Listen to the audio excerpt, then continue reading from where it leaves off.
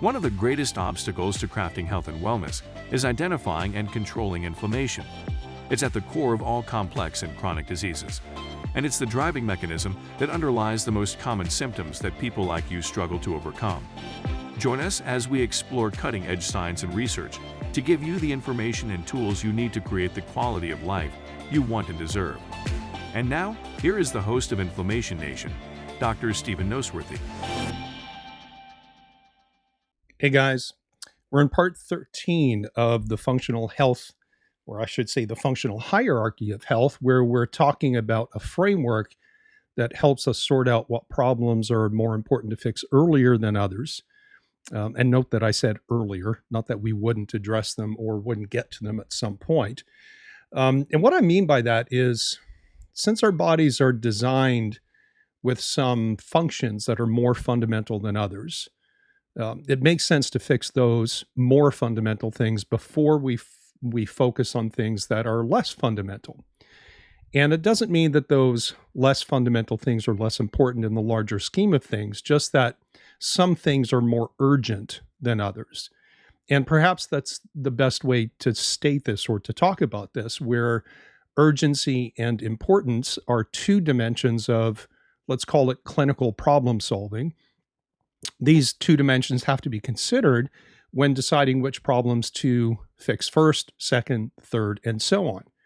Now, in the business world, there is a decision-making framework called the Eisenhower Matrix. And I'm talking about Dwight Eisenhower, who was US president during World War II. And obviously, he had to make decisions that not many people have to make.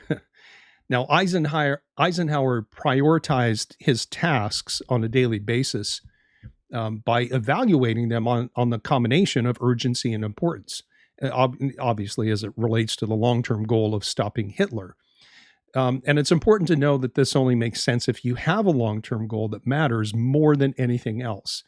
And with that in mind, every decision that you make about your health should be geared to making your long-term health goals come to fruition. Imagine if Eisenhower woke up one day in the middle of World War II, and instead of leading the Allied nations, he decided it was time to mow his lawn. Ridiculous example, but you get the point. Obviously, he has things that are far more urgent and more important that he had to do. I like to take Eisenhower's matrix and apply it to health and longevity, which allows me to look at someone's case and make quality decisions about what needs to be done sooner rather than later. And this is important, again, because you're going to hear that no matter what your problems are, you have to fix the gut before anything else. Or you might hear that you should always do a detox first, or something else, like fill in the blank. And what we have out there are all of these competing views about what is most important to do first, as if there's only one way to do things, and that's guaranteed to work for everyone, which simply is not correct. But just like Eisenhower, you have, or you should have, a long-term goal in view to be able to use the Eisenhower matrix for yourself, right? And this entire series of a functional hierarchy of health presupposes that while anyone, you, obviously wants to have your current symptoms to get better or to go away, whatever they are, it just kind of presupposes that really you're interested in more than just suppressing your symptoms. And you're really more interested in long-term health, quality of life, and longevity, not simply symptom control or symptom suppression. And I tell my one-on-one clients all the time that while I want to help them get rid of their fatigue or their brain fog or their bloated belly or whatever, it does them no good for me to help them do that over the next, say, 5 months or so, only to have them die of a heart attack in 10 years. So my thinking is always split between two timelines. In the short term, say over a 5 to 6 month period, I want people to feel better and function better and to be able to tell me that their core symptoms are significantly better, if not completely resolved. But I want to do things during that 5 or 6 month time frame that set them up for quality of life, protects their health span, gives them longevity, the things that are really long-term important or important in the long term. There's a famous anthropologist, Ashley Montagu, once said that the idea is to die young as late as possible. Think about that. Die young as late as possible. And this speaks directly to the idea of quality of life sustained over many years. You may also have heard another quote, I would rather add life to my years than years to my life. The point being that and here's another one, if you don't have your health, you don't have anything.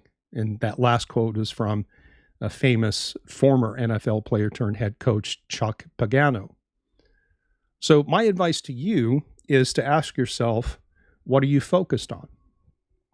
Are you focused on symptom control because you're so dang miserable? Or are you focused on dying young as old as possible?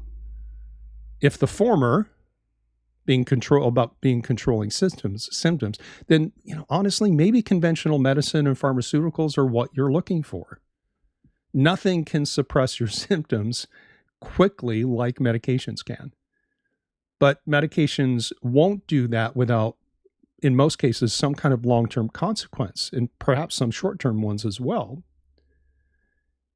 And if you haven't heard me say this before, I'm not one of these across-the-board anti-drug doctors who believe that nobody should ever take a medication. And on the contrary, right, they can be exactly what someone needs, because I firmly believe that with all the tools in the healthcare toolkit, it's about choosing the right tool for the right job at the right time. But if your focus is not just to control the symptoms that are robbing you of your quality of life, if you have arrived at the place where you know that the best game to play is the long game of health and longevity, like adding not just years to your life, but life to your years, and if you're willing to be patient, to work through a process to make changes that need to be made, to do the hard work of letting go of bad habits and forging new healthy ones, then I would say to you that functional medicine in some form is your better option.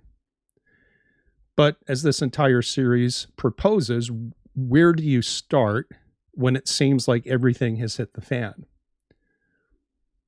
So now that we know that we have or should have a long-term vision of who we want to be and the quality of life that we want, let's get back to this idea of the Eisenhower matrix. Some health issues take priority of others because they are both urgent and important. Those are the things that need to be addressed as soon as possible. Going back to the beginning of this series, we said things like being anemic or having blood sugar issues fall into this category. They're urgent because they create immediate symptoms, usually a combination of things like fatigue and poor sleep and brain fog that decrease quality of life right now. But while some problems are important to fix, maybe they're not so urgent in the sense that they don't directly create obvious symptoms, or maybe they have or don't have a direct and significant impact on quality of life. For example, somebody might have a low-level inflammatory state that's being generated by a combination of mild insulin resistance and perhaps a gut dysbiosis. Other problems are urgent because they do create significant symptoms, but maybe they're not important in the sense that they're related to or being caused by a deeper problem that does take priority. For example, someone might have, let's say, a leaky gut, which is important. But the more urgent problem for someone might be the fact that they're eating foods that they're sensitive to and have a poorly managed thyroid condition, which is why they have the leaky gut in the first place. So just focusing on the leaky gut ignores the deeper underlying problems that are more important, perhaps even more urgent. And finally, some health problems are neither, right? They're neither urgent nor important. And these are the things that really don't need much attention at all and quite often resolve as we fix other problems. So to restate how this works, urgency relates to the symptom burden and the immediate impact on quality of life, while importance relates to how fundamental a problem is as it relates to core physiology.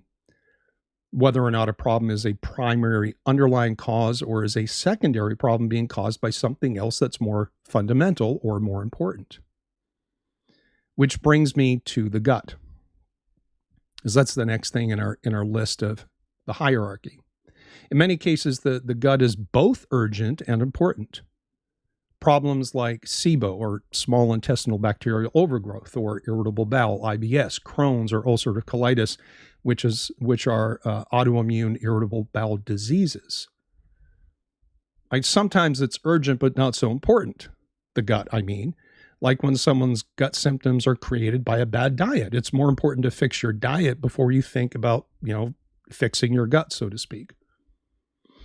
Other times the gut is important but not urgent. That's when you might have, say, silent infections, such as H. pylori, which predominantly are silent infections. But they do cause both local and systemic inflammatory responses, which amplify problems in other areas of your health. So we have a combination of an important core physiology and the activation of inflammation, but it's a silent problem because there are no symptoms, which means it's not urgent. And while it's rare, especially among people with chronic health issues, it is possible that the gut's not involved at all. It's neither urgent nor important in that case, so why waste time working on a problem that really isn't a problem at all, which flies in the face of all the doctors and healthcare practitioners in the natural world that says, oh, everything begins in the gut and you have to fix the gut first. So as we get into the gut portion of the series, remember this matrix. Remember that in some cases, the gut is exactly where someone should start, but in other cases, it's not. Right? Ask yourself how bad your gut symptoms are and how badly they affect the quality of your life. That will tell you about urgency. If you're running to the bathroom multiple times a day and your social life is governed by your gut, that's an urgent problem.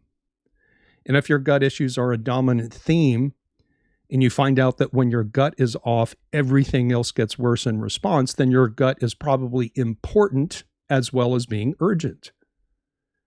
But if you have that same urgency, no pun intended, but your gut doesn't seem to trigger other problems, then maybe it's not as important as it is urgent. And maybe you need to dig deeper to see what is affecting your gut and work on that problem first to see how it improves your gut. Remember that everything exists on a scale and a spectrum. So just because you have some gut symptoms doesn't mean you fix that first, again, despite what many experts will tell you. And I find this application of the Eisenhower matrix a convenient and practical way to help sort through where for you as an individual person your gut sits. And maybe that's just a long-winded way of saying, for some people, yeah, it's both urgent and important. For others, it's important but not urgent, and others, it's urgent and not important. And for some other people, believe it or not, it's just not a problem at all. All right, I'm going to leave it there for now, just as a brief introduction. You guys know how this whole podcast thing works. Hit that subscribe button, leave a comment, share this with everyone you know, and I'll see you on the next episode.